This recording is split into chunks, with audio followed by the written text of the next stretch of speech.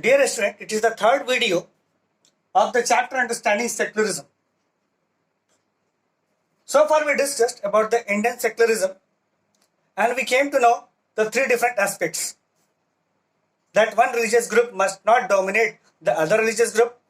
The state cannot enforce or snatch away the religion of an individual. And third point that we discussed was that within the same religious community, one group should not misbehave with other group.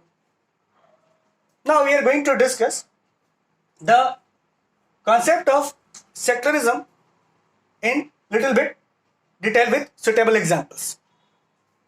Now the first point is written there is the distancing. Now what is distancing? Distancing means here the state or the government or its institutions will maintain equal distance from all the religions so that the misconception should not be created in the minds of any religious community. Like I am going to give one example. This same example is given in your book also. That one or two students or group of the students decided to celebrate some religious festival in their school. And that school was government school. That school was government school. So when they asked from the principal to celebrate that religious festival in school, the principal clearly denoted, the principal clearly told them that no, we can't allow you to do so. You can celebrate the religious festival at your home. But as we are running government school and government school is the institution of government, so government cannot allow any religious community to celebrate its festival because it may create disturbance for other religious community. As we know that in school different religious community students are coming. Some are Sikhs, some are Muslims, some are Hindus, some are Jains. So if some Hindus are going to celebrate one religious festival, it may create problem for the other religious community. Similarly, if one Jain or any Christian or Muslims are going to celebrate religious festival in the school, so it may create problem for the other religious community. So that is why government institutions are not allowed to celebrate any religious festival in the school premises.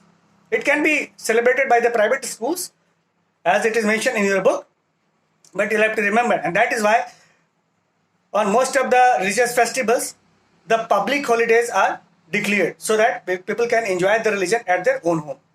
So this is the first concept, that the government is going to maintain the distance from the religious community, and that is why the government institutions as well as government is going to celebrate that particular day as a public holiday. No? Be it Diwali, be it Dashara, be it Eid, be it Mahavir Jayanti. No? So you'll have to understand this. Now second point is that non-interference. As I told you that some cases, and in most of the cases, not in some cases, most of the cases, government is going to adopt the policy of non-interference. It is not going to interfere in the religious affair of the country. Again, I would like to add one example that is mentioned in your book, that a Sikh was going on without the helmet. And one of his friend from other religious community, he asked him that why the police is not going to fine you. He told that no, I will not be fined. And because my religious is going to give me right to wear the pagdi, the turban. And over the turban I cannot wear the helmet. It is not possible. So police is going to understand it. Police is the institution of government, and police is going to understand this, and it is not going to impose any fine on particular Sikh person. So why? Because the government is going to respect the particular religion, Sikh religion, and that is why it is going to adopt the policy of non-interference. It is not going to interfere in the religious affair of that particular community. But sometimes when it is required, the government can go with the process of intervention if it becomes very necessary in the large public interest. Like in case of Hindu religious community, the problem was there. And what was the problem? The problem of untouchability was there. Some of the group within the same religious community was treating others like human being. So that is why the government decided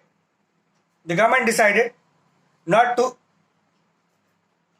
disturb the untouchables, and that is why it adopted the policy of intervention. It came into force. It enforced some law, and that law made untouchability.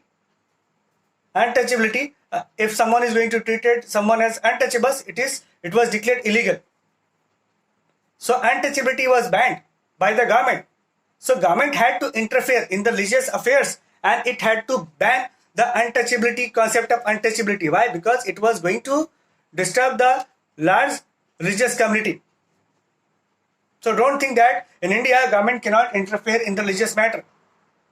Similarly, in case of triple talaq in Muslim community, government came forward and it declared it illegal. Why? Because it was going to disturb the large sections of Muslim women also. So government can intervene, and it is the right of the government to intervene in this process. So this is the third point that we discussed. It is the process of intervention. So you'll have to understand that this Indian secularism is going to follow three important points: distancing, non-interference, and intervention. So this is all about this topic. Thank you.